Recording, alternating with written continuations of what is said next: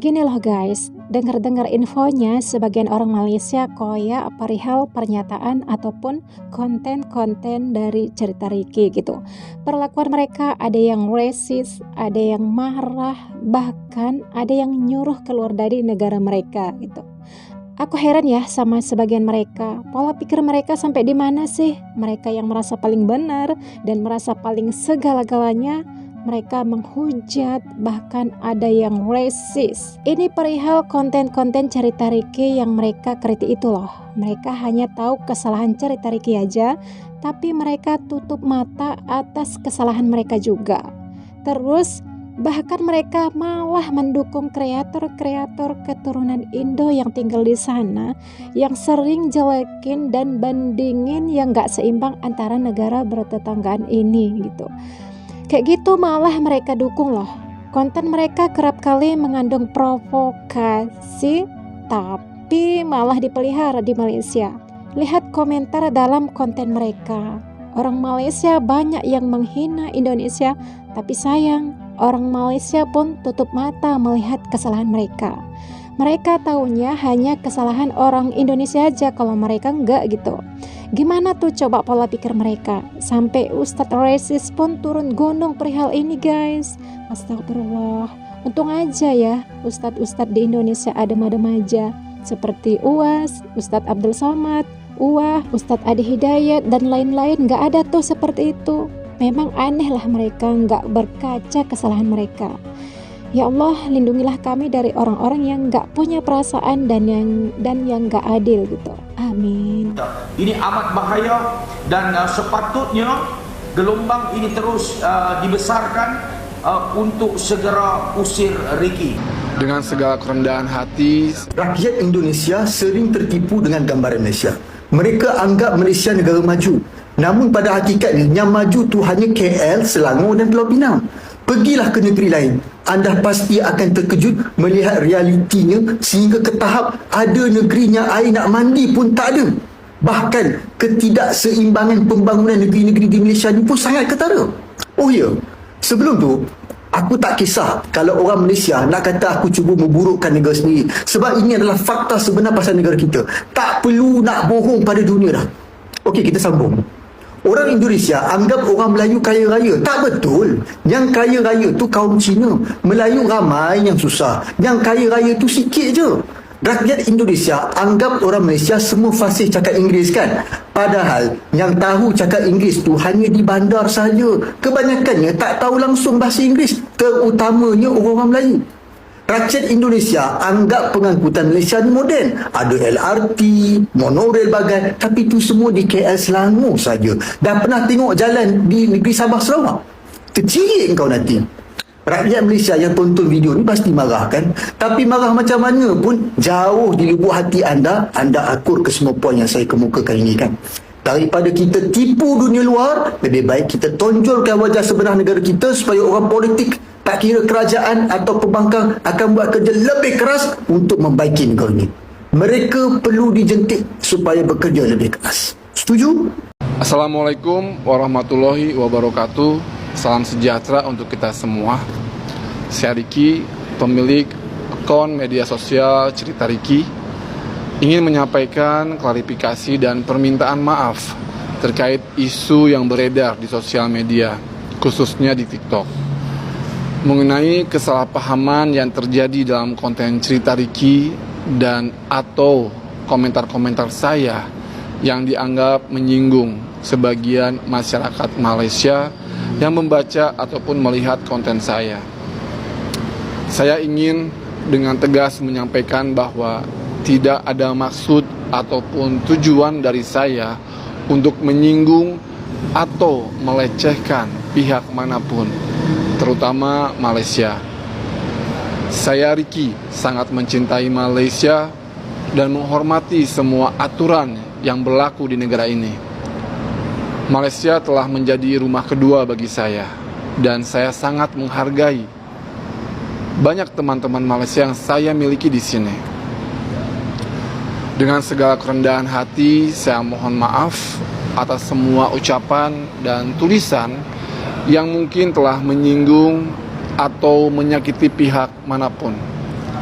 Saya sangat menyesal jika ada hal-hal yang menimbulkan kesalahpahaman di tengah-tengah masyarakat. Perlu juga saya tekankan bahwa konten-konten cerita Ricky baik dalam video maupun kolom komentar sepenuhnya merupakan tanggung jawab pribadi saya yang tidak ada hubungannya, tidak mewakili dan tidak mengatasnamakan pihak manapun. Saya berharap dari kejadian ini kita semua dapat memulai lembaran baru dengan baik. Ini adalah pembelajaran berharga bagi saya untuk lebih bijak dalam berbicara dan merespon komentar dari teman-teman semua di masa yang akan datang. Kesempurnaan hanya milik Allah semata dan saya akan terus berusaha memperbaiki diri. Terima kasih atas pengertian dan dukungan teman-teman semua. Wassalamualaikum warahmatullahi wabarakatuh. Malu besarnya rakyat Malaysia, ya, yang sekarang ini kita ni dijadi bahan ketawa oleh jiran kita, Indonesia yang dulu kita pandang remeh. Berharap ini semua bisa terselesaikan dengan baik ya. Sebenarnya nggak ada asap kalau nggak ada api. Indonesia kerap kali dapat hinaan dari negara tetangga kita yang satu ini. Nggak kayak Brunei, orang-orangnya nggak ada yang nyinyir sama orang Indonesia. Lihatlah di kolom komentar media sosial mereka yang kerap kali hina Indonesia. Ada yang bilang yang babu kuli lah, negara kismin lah, Konoha, Indon. Sering kita jumpai di kolom komentar mereka. Seolah-olah mereka negara sempurna gitu. Maka dari itu orang Indonesia nggak mau dong negaranya dihina kayak gitu. Masa kita diam aja negara kita dihina? Enggak dong.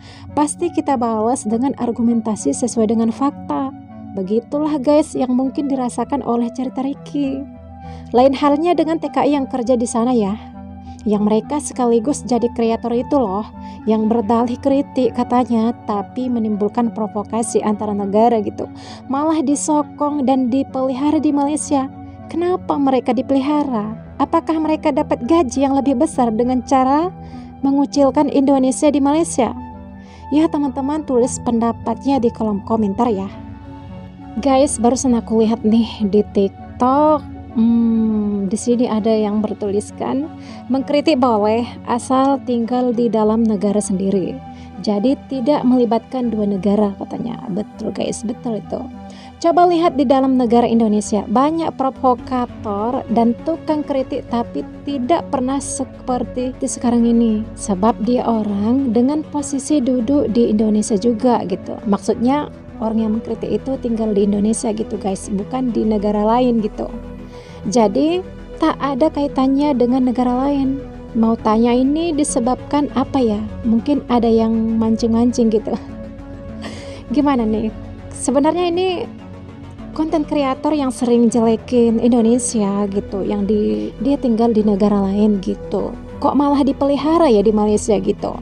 Seperti konten-konten kreator, YouTuber yang sering kerap kali dalih-dalih kritik gitu, padahal nggak mengkritik gitu, malah menjelekkan negara Indonesia ke Malaysia gitu guys. Karena kita lihat yang berkomentar itu rata-rata mayoritas orang Malaysia gitu, dan mereka memberikan komentar yang negatif juga guys.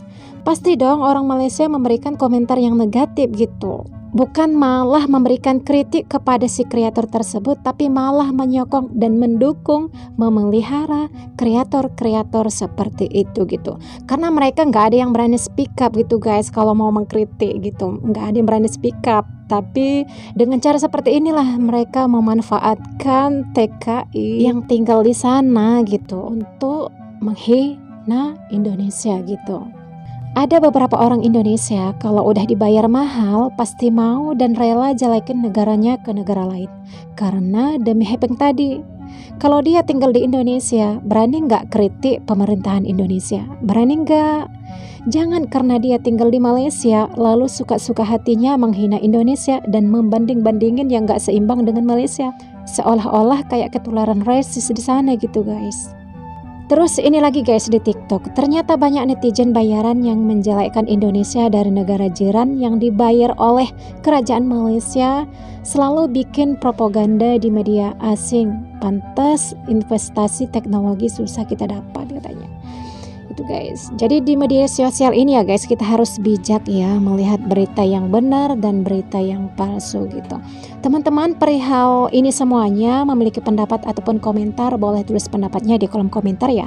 Sekian dan terima kasih.